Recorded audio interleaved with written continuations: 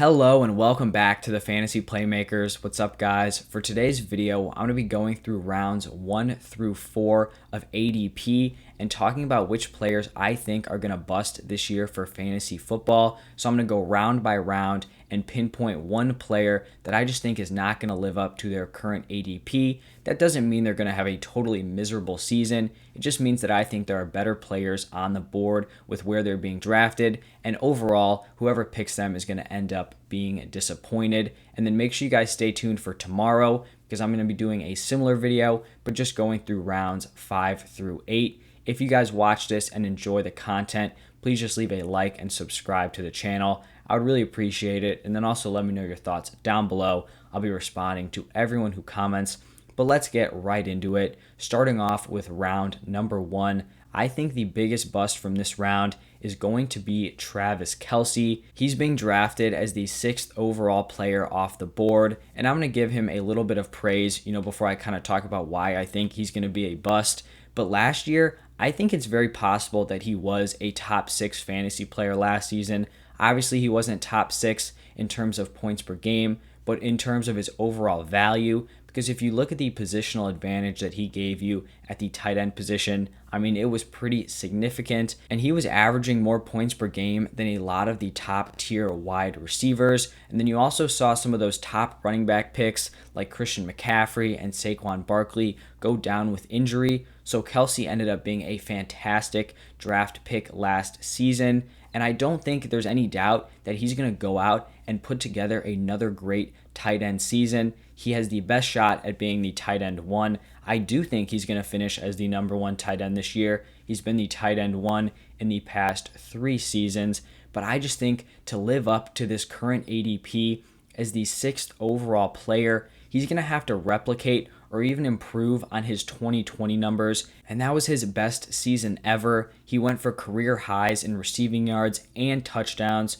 He had 1,416 receiving yards and then 11 touchdowns, and I just don't think the odds are great for him to either repeat those numbers or even outperform those numbers. I just think right now, if you're drafting Travis Kelce at this ADP, you are picking him at the peak of his ceiling. He could finish as the number 1 tight end. He could finish as the number 1 guy with, a 2 to 3 point cushion between Waller and Kittle, and he could still be underperforming this ADP. So I really think it's just too much pressure to be putting on Travis Kelce. And if you swing and miss on this pick, and when I say swing and miss, he could be the number 1 tight end, and you could still be missing on this pick because if he doesn't give you that insane positional advantage again, it's going to be a little bit of a waste. And if you miss on this pick, you could be kissing your season goodbye because you're going to be losing out on a mid-tier running back 1 that could be anchoring your team for the entire season. So I just think that if you're someone who likes to target tight ends early, you like to have that cushion over the rest of the tight end field, you can find guys like Darren Waller and George Kittle being drafted in the late 2nd, early 3rd round, and those guys are just going to carry much less risk with them. And going into this season, I do expect Travis Kelce to finish closer to Waller and Kittle in terms of points per game than this difference in ADP suggests. So I'm going to be fading Travis Kelce, and it's nothing against the player. I just think that the expectations are way too high for him, which is going to lead to him being a fantasy football bust. Now we're going to be moving on to round number 2, and I kind of copped out with this round because I really don't think there is one player who sticks out to me as truly a bad pick. I think the ADP right now is honestly fairly accurate.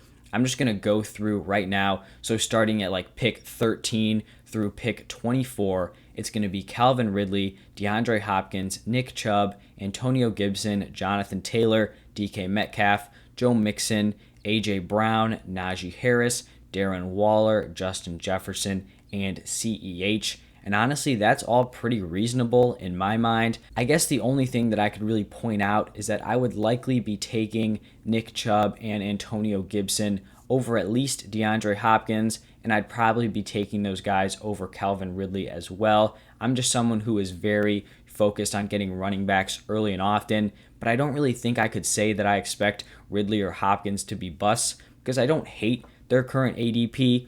I may be taking them a few picks after, but I think it's just too far to go out and say that they're going to be busts. Also, I could be taking a guy like Jonathan Taylor maybe a little bit earlier, but I do understand the concerns right now with that Colts offense. You've got Wentz and Quentin Nelson out. And so right now with the second round, I think the ADP is pretty sharp, and I just don't think I can confidently label any of these players as busts. My biggest bust from round 3 is going to be CeeDee Lamb. I think he's probably one of my least favorite ADPs at any position.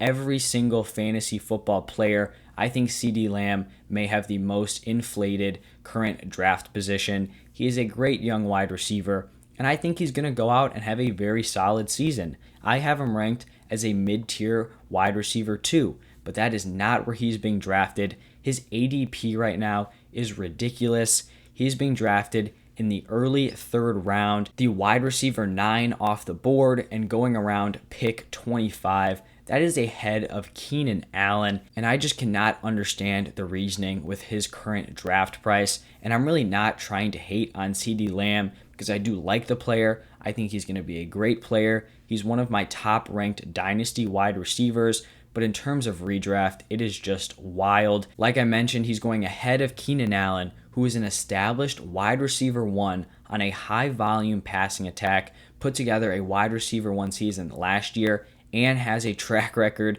of being a fantasy wide receiver 1 multiple times. And CeeDee Lamb is going over him, who has one NFL season where he finished as the wide receiver 34. And I understand it's not that simple. If Dak was healthy the whole year, Lamb likely would have finished as a wide receiver 2, maybe even higher, but I think you kind of get the point I'm making. I talked about how Travis Kelce is being drafted very close to his ceiling, and I think the same thing holds true here with CeeDee Lamb.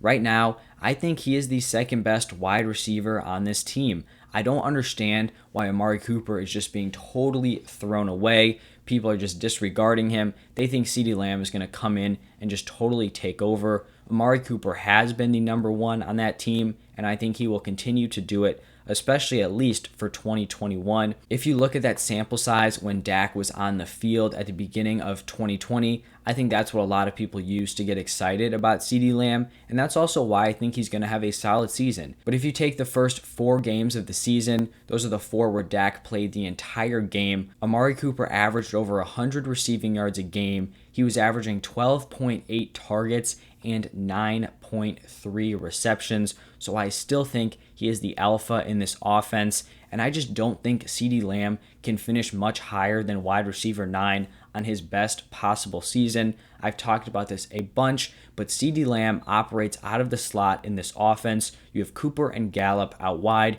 CeeDee's the slot. It's very rare where you see a wide receiver 1 for fantasy have a super high percentage of their snaps taken out of the slot. I think CeeDee Lamb can be a wide receiver 1, but I think it's much more likely that he comes in as a solid wide receiver 2. And so I strongly advise that everyone punts this ADP and takes advantage of some of the values behind him.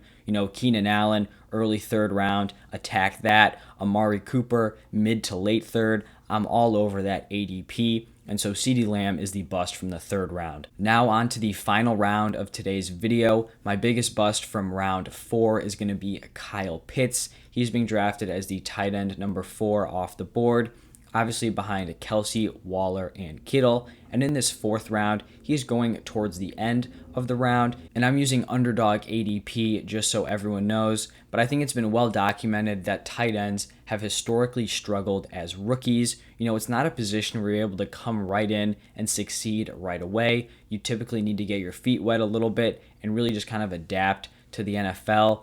And in the past 18 seasons, the most receiving yards in a season for a rookie tight end was 894 yards. And it kind of seems like Pitts is going to have to overachieve that number just to kind of live up to this ADP.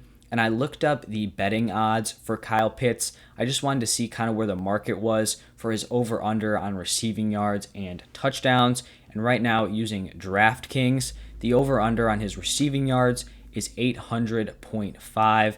And then his over-under for touchdowns is 7. And obviously this doesn't mean he's guaranteed to produce around these numbers, but I do think it's a good baseline. He definitely has the potential to go out, put up 1,000 yards, 10 touchdowns, and just blow this ADP out of the water. but in the same respects, he could way underperform because for a rookie tight end, these numbers are still pretty high, and he's being drafted at least a round before TJ Hawkinson and Mark Andrews. I just think he's a risky pick because we have never seen him play in the NFL, and these guys he's going around, like Hawkinson and Andrews, are proven fantasy tight ends who have put up season-long numbers right around Kyle Pitts' overall projections, using those 800 receiving yards and 7 touchdowns kind of as that metric. To me, I just think this pick is too dangerous because you're passing up on solid wide receiver 2s or some low-end RB2s for basically an unproven NFL asset, and I do think he's going to have a great career.